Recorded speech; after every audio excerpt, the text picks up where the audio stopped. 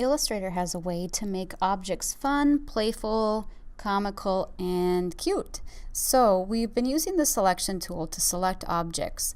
And when we select objects, we do see their anchor points along with the bounding box if we have the preference turned on to see that.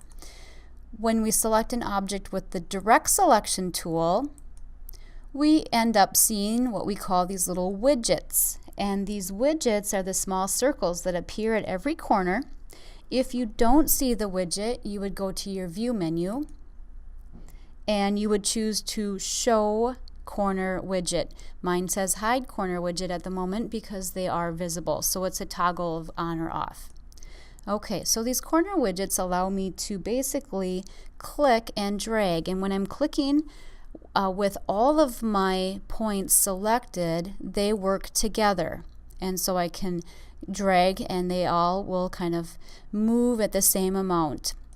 If I want to have only one corner change, so if I undo this, get my points back, and say I only want my top corner to be rounded, I need to click off to deselect and then only click that anchor point. With only that anchor point selected, I'm able to click and drag, and that point, widget will drag that corner and only affect that specific point. The others are left alone.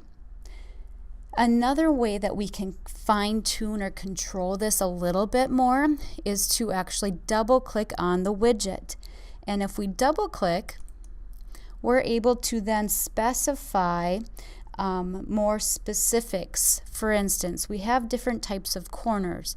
We have the round, which is the default. We have the inverted, and we have the chamfer. And this basically is almost like a bevel. Okay, so we do have some options for corners. We can increase and decrease our radius, and you can see it. You have to be careful with this because a little bit does go a long way. It's measured in inches at the moment. So if I do a 0.1, again pressing my tab key, if I press enter, it's going to OK, and I'm going to lose this dialog box and ability to fine tune.